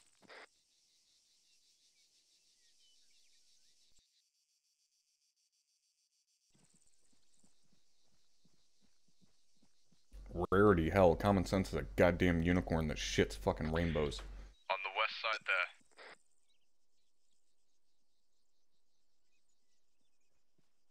What is that?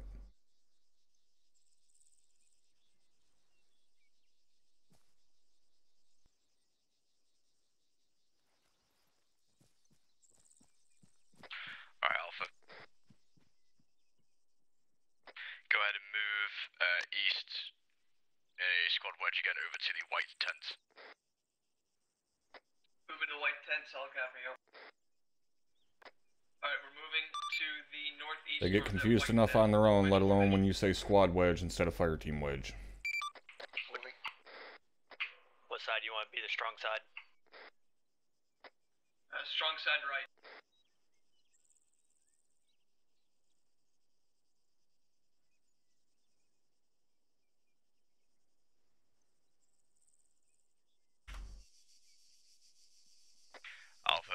rally on First Sergeant, school circle. Rallying on First Sergeant, solid copy. Rally on First Sergeant, school circle.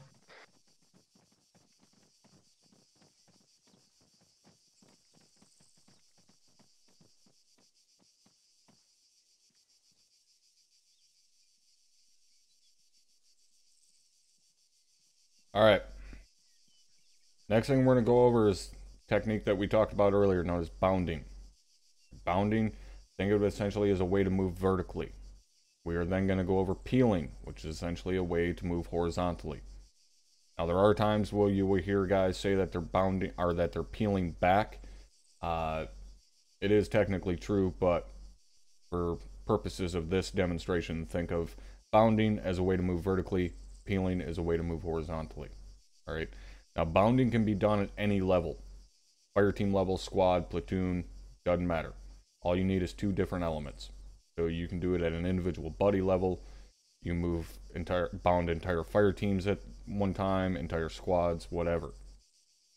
So, the way it works is if you imagine two elements online, alright, you being a single fire team, so one buddy team on the left, one buddy team on the right. They're online with each other.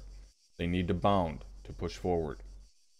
In successive bounding, the element on the left is going to bound up to the next piece of cover. The element on the right is going to bound up online with them again. So you create another skirmish line. All right, that is successive bounding. You bound from cover to cover online with each other. Alternating bounding.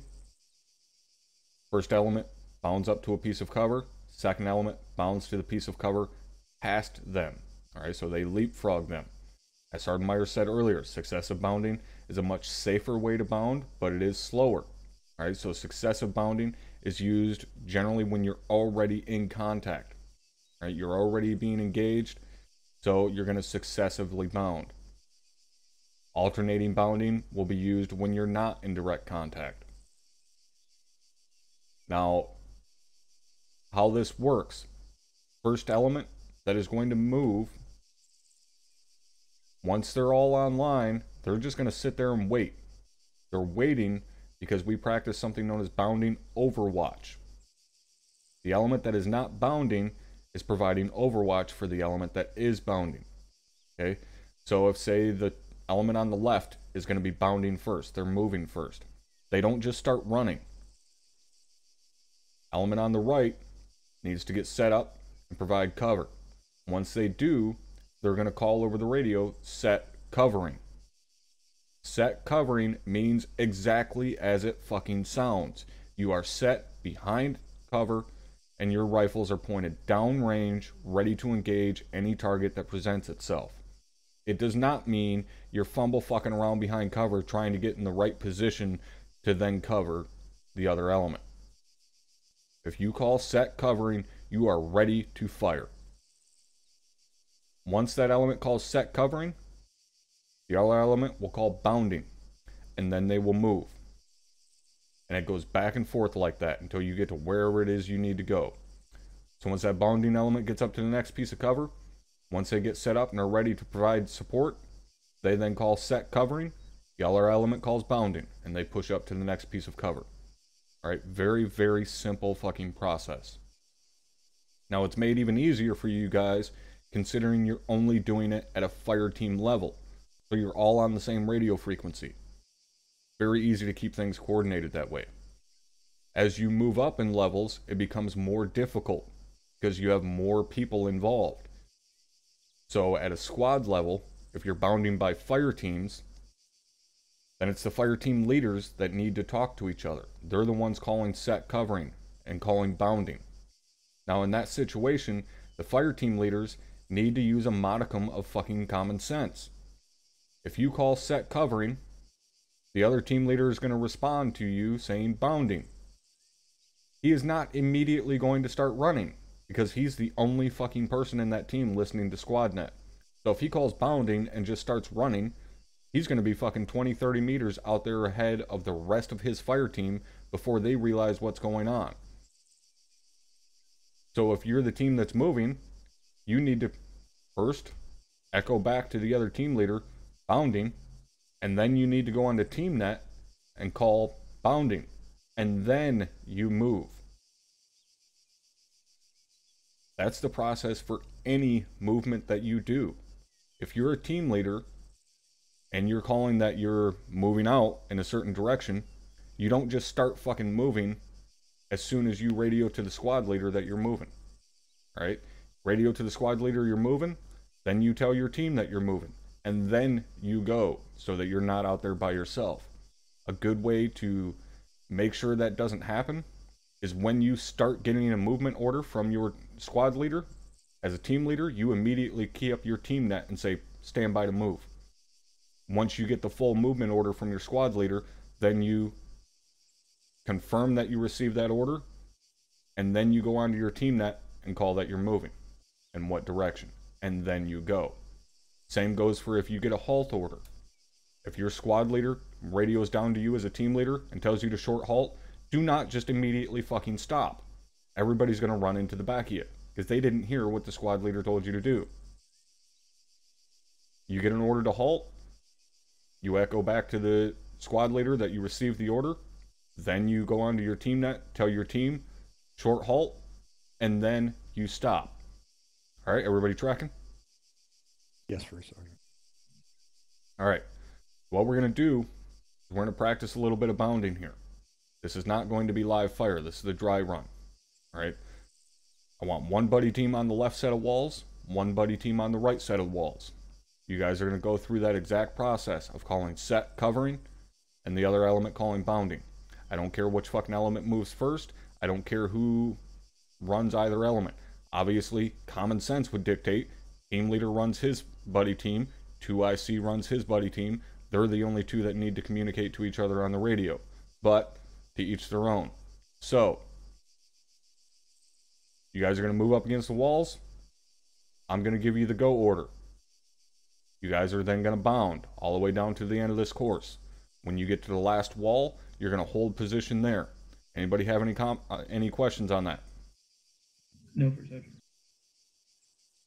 I got one no. No, First Sergeant. Out fucking standing. Go ahead and move yourselves up against the walls. One buddy team on the left, one buddy team on the right.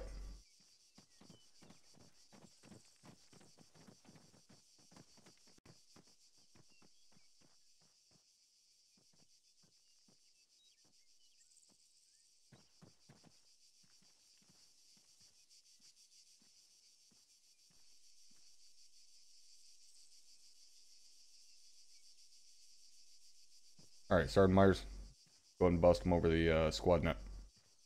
Roger that. Alpha 5 team, go ahead and move bounding Overwatch. Moving, bounding, Overwatch, sound copy. Alright, start bounding, Overwatch, left side, you go first. Roger. Moving. Let's move, line. Bonnie.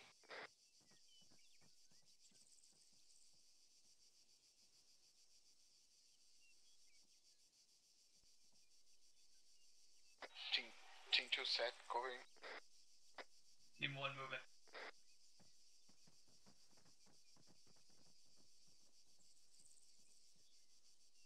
Team 1 set. Who's going to be team lead tonight? Team 2 bonding.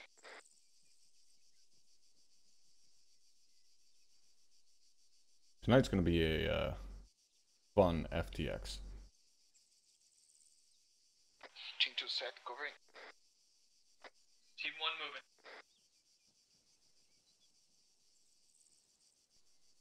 Set. Team 1 set. Team 2 bond.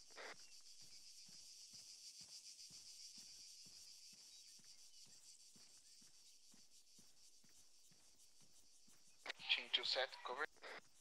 Who's that person actually doing it correct? Moving.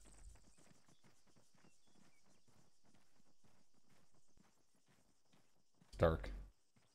Set. Set. Team 1 set. Stark just did this last week, so he knows what the fuck he's doing. And it was this class, his class, that I pointed it out.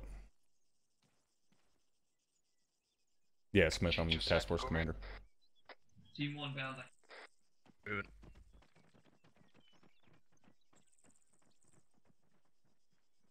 Set. Team 1 set. Team 2 moving.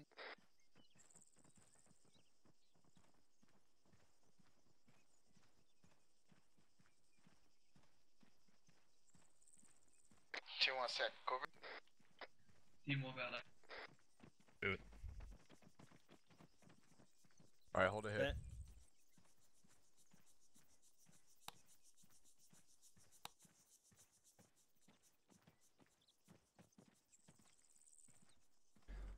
All right. Aside from Stark, who can tell me why Stark was the only one that did this entire course properly?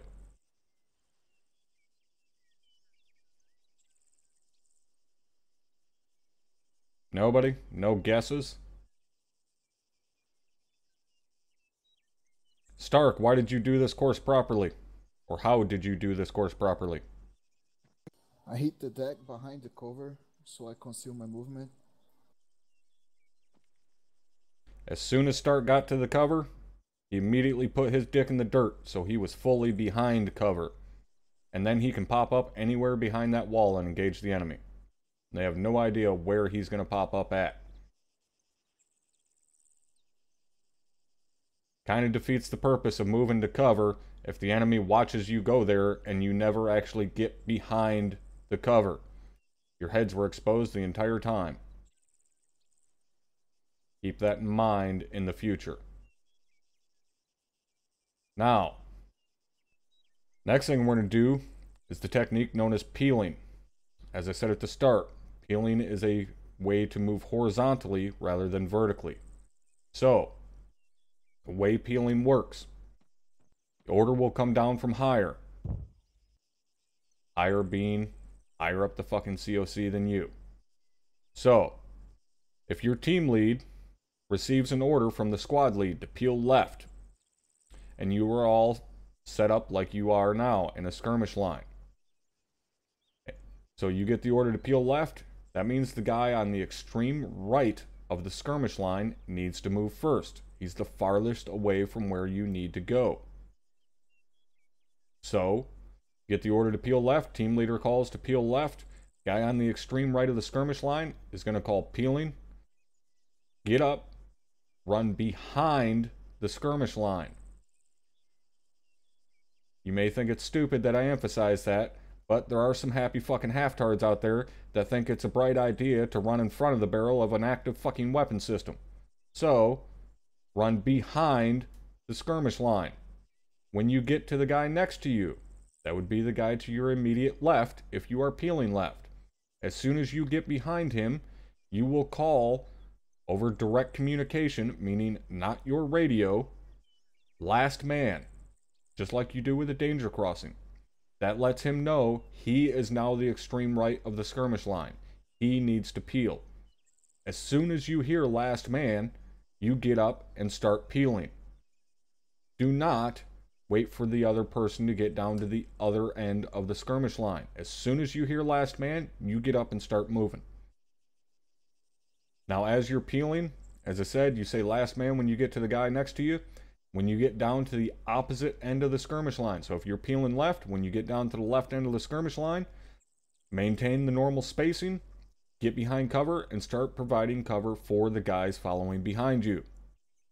Alright? Everybody tracking on that? Yes, sir. FSI. Alright. Get yourselves lined up on the walls. Stand by to move.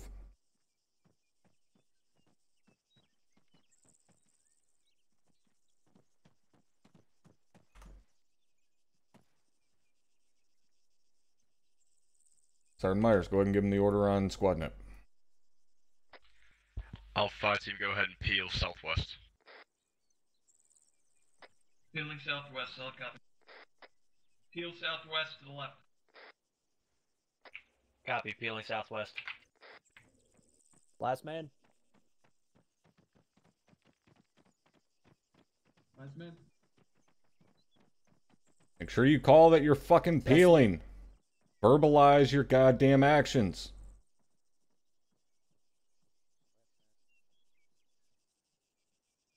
Keep going. Peeling. Last man. Peeling. Set. Hold. Alpha hold. Hold.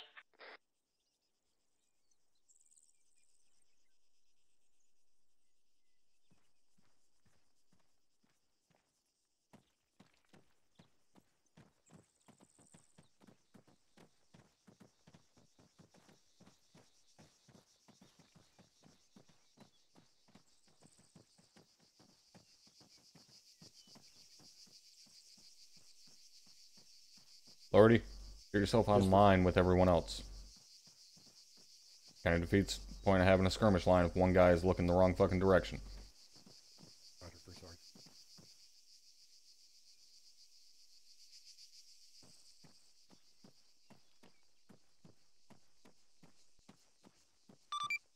Alright, have them peel back to the right, and actually say right this time. Remember, they're fucking idiots. Try not to confuse them with cardinal directions. Just say right. Solid copy. Alpha, go ahead and peel back to the right. Peeling to the right, solid copy. Peel right.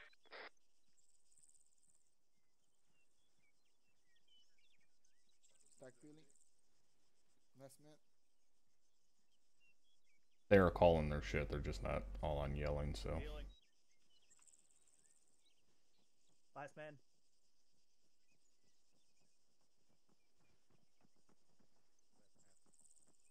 Start peeling. Set. Last man. Peeling. Last man. Peeling. Last man. Alright, go ahead and hold. Rally on me. Hold it. Hold. Rally on First Sergeant.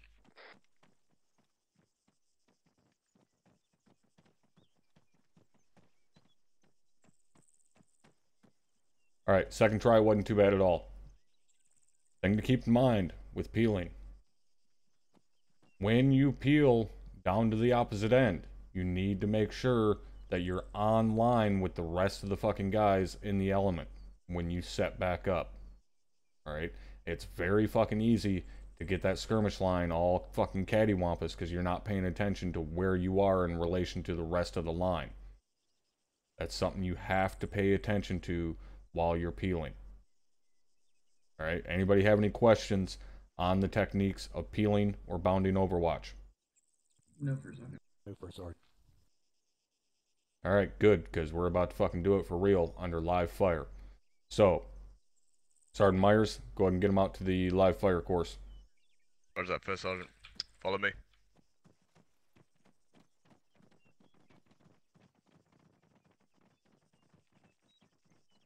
Myers trying to annoy me today?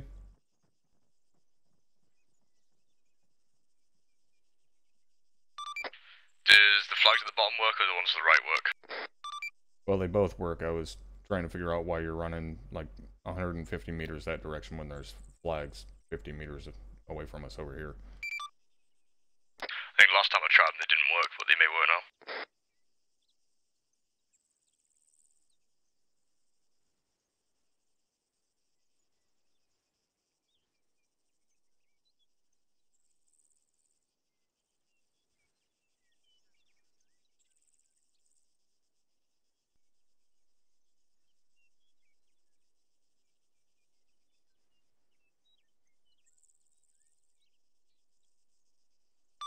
Do I need to put down a flag?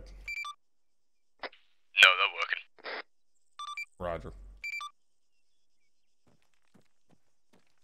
Alright, two of you stand by. I'm going to be moving you up to the top of the hill. Roger that, First Sergeant.